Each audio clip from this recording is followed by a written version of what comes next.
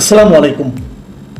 প্রিয় দর্শক, গোপালগঞ্জে এখনও কারফিউ চলছে। বুধবার ঘটনা ঘটেছে, সে রাত থেকে কারফিউ শুরু। বৃহস্পতিবার কারফিউ ছিল, আজ শুক্রবারও কারফিউ চলছে। মাঝখানে 2 ঘন্টার জন্য শিথিল করা হয়েছিল, তারপর আবার কারফিউ চলছে। আমাদের দেশের একটা জেলা গোপালগঞ্জ, সেখানে এই মুহূর্তে কারফিউ দেওয়ার প্রয়োজনীয়তাটা কি? ওখানে কি আবারও এরকম সন্ত্রাসী কর্মকাণ্ড শুরু হওয়ার কোনো আশঙ্কা আছে? তাহলে কেন কারফিউ? একটা কারণ হতে পারে যে যারা সন্ত্রাসী কর্মকাণ্ড করেছিল বলে প্রশাসন অথবা আইন শৃঙ্খলা বাহিনী মনে করছেন, তাদেরকে ধরার জন্য কারফিউ, তারা যাতে কোথাও পালিয়ে যেতে না পারে, এই জন্য সেখানে কারফিউ দেওয়া হয়েছে। এটা হতে পারে। সেটা যদি হয়, এর মধ্যে গ্রেফতার কত হয়েছে এবং যাদেরকে গ্রেফতার করা হয়েছে তারাই কি ঘটনা ঘটানোর জন্য দায়ী ছিল প্রকৃতপক্ষে?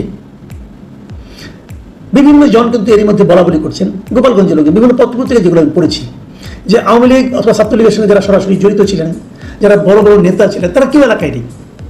এবং তাদের আশঙ্কা যে এই কারফিউর মধ্যে গ্রেফতারের নামে আসলে নিরীহ মানুষকে হয়রানি করা হবে, তাদেরকে গ্রেফতার করা হবে, তাদেরকে হয়রানি করা হবে। এটা তাদের আশঙ্কা।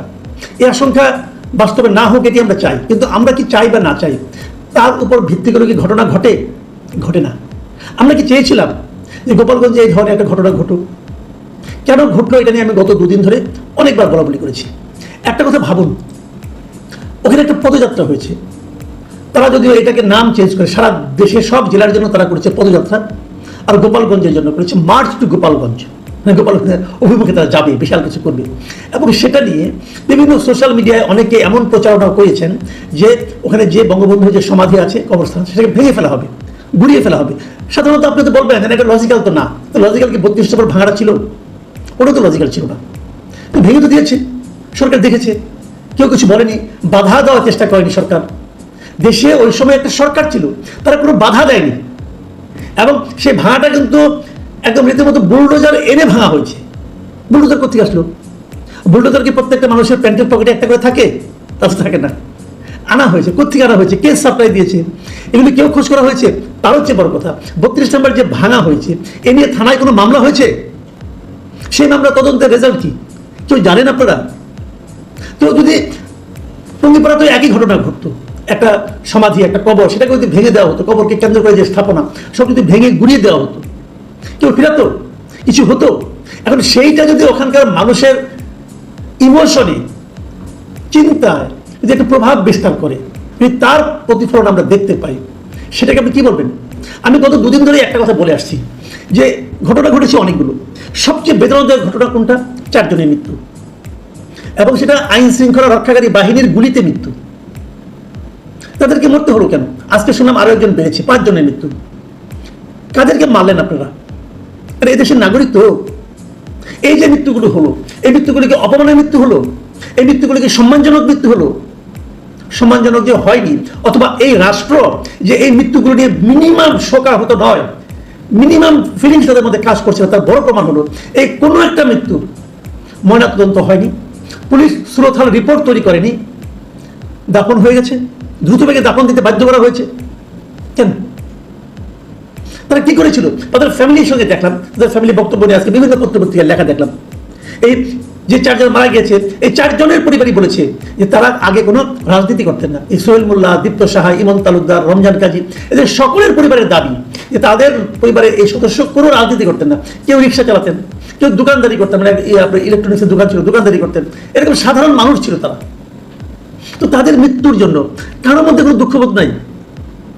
তারা কি অস্ত্র হাতে ছিল? যারা আহত হয়েছে, নিহত হয়েছে, সবাই কিন্তু গুলিতে আহত নিহত হয়েছে। কাদের গুলিতে? পুলিশের গুলিতে, আর্মির গুলিতে। বিপরীত দিক থেকে ওরা কি কারো গুলি করে কাউকে আহত করেছিল? করেনি তো, কারণ তাদের হাতে সে ধরনের কোনো অস্ত্রও ছিল না। আমি জানি না ছিল কিনা, যদি থাকতো নিশ্চয়ই কেউ না কেউ আহত হতো। শুনেছি পুলিশের নাকি 7-8 জন আহত হয়েছে, এবং এটাও শুনেছি তাদের নাকি ইট পাটকেলের ইয়েতে আহত হয়েছে। তাহলে আমার কথা হলো যে একটা মব ভাঙার জন্য আপনি যে গুলিগুলি চালালেন, যে লোকগুলি মারা গেল, এগুলির আদেশ কে দিয়েছিল? আমার মনে হয় এগুলো খুঁজে দেখা দরকার। এটা তো একটা সভ্য রাষ্ট্র নাকি? আমি তো কখনো দেখিনি কোনো অন্তর্বর্তীকালীন সরকার অথবা কোনো তত্ত্বাবধায়ক সরকার, বাংলাদেশে তো অনেকগুলো এসেছে, এরকম কখনো দেখিনি যে তাদের আমলে এ ধরনের ঘটনা ঘটে। এবং তাদের আমলে কোনো একটা জেলাকে কারফিউ দিয়ে গ্রেপ্তার করা হয়। ডক্টর ইউনূস আমাদেরকে যা দেখিনি তা দেখিয়ে দিচ্ছেন। যে ঘটনা ঘটলো সেটাই কি শেষ? এর ফলো আপটা কি? আমি কয়েকটা ফলো আপ নিয়ে একটু কথা বলি।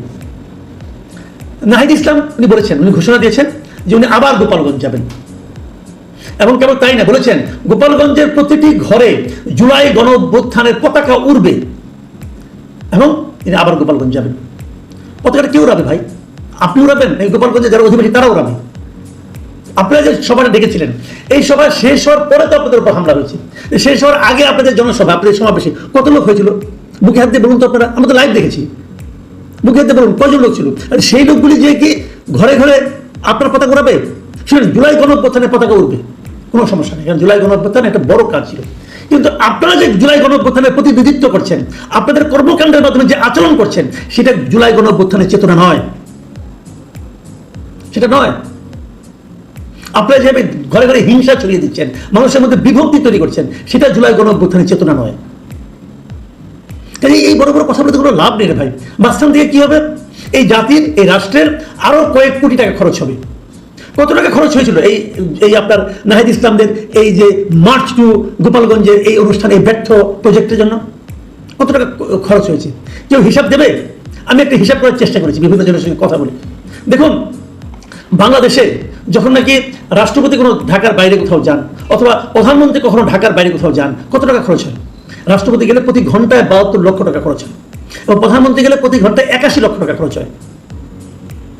আর এরা যে অনুষ্ঠানটা করেছে, সেখানে ওই রকমই কিন্তু নিরাপত্তা ছিল। বরঞ্চ আপনার এই যে এপিসি, যেটাতে আমরা সাজোয়া যান বলেছি, এই এপিসি অনেক সময় যায় না প্রাইম মিনিস্টার এবং ইয়ের সঙ্গে, প্রধানমন্ত্রীর সঙ্গে, ইয়ের সঙ্গে, প্রেসিডেন্টের সঙ্গে, ওদের সঙ্গে গিয়েছিল।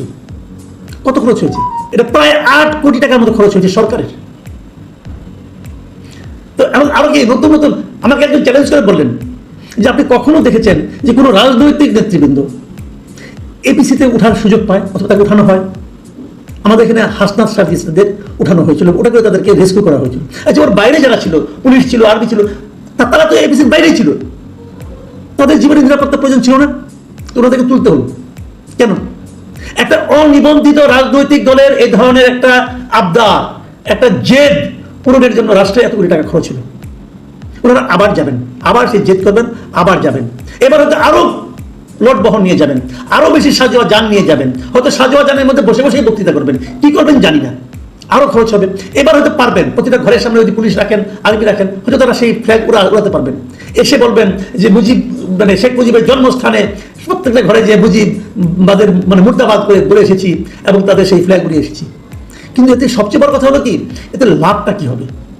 এই যে হাসনাত আব্দুল্লাহ বললেন যে মুজিবের জন্মভূমিতে দাঁড়িয়ে মুজিববাদ মুর্দাবাদ বলে এসেছি, এতে জাতির লাভটা কি হয়েছে ভাই?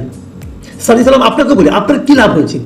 দেশের মানুষকে আপনাদের প্রতি তাদের সম্মান আরো বাড়িয়েছে, ভালোবাসা দেশের মানুষের মধ্যে কি বেড়ে গেছে? আপনাদের জন্য বাড়েনি, বরং ভয় বেড়েছে, আতঙ্ক বেড়েছে। মানুষ আপনাদেরকে ভয় পাবে, ভালোবাসবে না। মানুষের ভালোবাসা অর্জন করার চেষ্টা করুন। মানুষকে ভয় দেখাবেন না, ভয় দেখে কোনো লাভ হয় না রে ভাই। শেখ হাসিনা মানুষকে ভয় দেখাতো, কিছু হলে ধরে নিয়ে যাবো, মেরে ফেলবো, কেটে ফেলবো, এটা ভয় দেখাতো। সেই ভয়ের রেজাল্ট কি হয়েছে আপনারা জানেন। আপনারা তো মাত্রই ওদেরকে সরিয়ে এসেছেন। আপনাদের মধ্যে চিন্তাগুলো এত দ্রুত কি হবে, মানে আপনার ভুলে যান কি হবে, এটা বুঝি না। এটা দগদগে ঘাড় মতো আপনাদের সামনে একটা উদাহরণ আছে, সেই উদাহরণ থেকে কেন আপনারা শিক্ষা নেন না? আপনারা শেখ হাসিনার বিরুদ্ধে লড়াই করেছেন, শেখ মুজিবের বিরুদ্ধে নয়। শেখ মুজিব এবং শেখ হাসিনা এক নয়।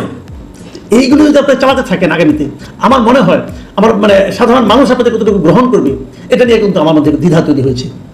আমি অবশ্যই চাইব যে এই এনসিপি সাধারণ মানুষের মনের মধ্যে ঢুকে যাক। আমরা চাইবো, আমরা সবসময় একটা বিকল্প রাজনৈতিক শক্তি খুঁজেছি, আমি নিজেও খুঁজেছি। আমি চেয়েছি যে এই তরুণরা ভালো কিছু করুক, সেই সম্ভাবনা আপনারা নিজেরাই নষ্ট করে দিন না প্লিজ। হিংসা তৈরি করে কিছু অর্জন করা যায় না।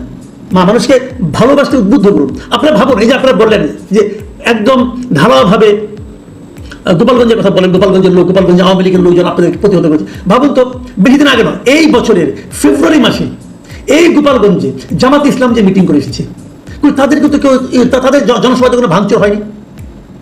তাদের হলো কেন? ওই উস্কানি দেওয়ার কারণে হয়েছে। জামাত তার রাজনীতির কথা বলেছে, জামাত কাউকে উস্কানি দেয়নি। অথচ আওয়ামী লীগের শত্রুতার দিক থেকে জামাত বড় শত্রু, কোথায় তাদের জামাতকে মিটিং করতে দিয়েছে। তো আপনাদের নিয়ে ঝামেলাটা হলো কেন? হলো একটা কারণে, যে আপনারা উস্কানি দিয়েছেন। হয়তো আপনারা চেয়েছেন যেরকম কিছু ঘটলে পরে এটাকে পুঁজি করে নির্বাচন পেছানোর একটা অজুহাত পাওয়া যাবে। এই মতলব মানুষ বুঝে গেছে ভাই, কি লাভ এতে বলুন? প্রিয় দর্শক, এখানে পর্যন্তই। আল্লাহ হাফেজ।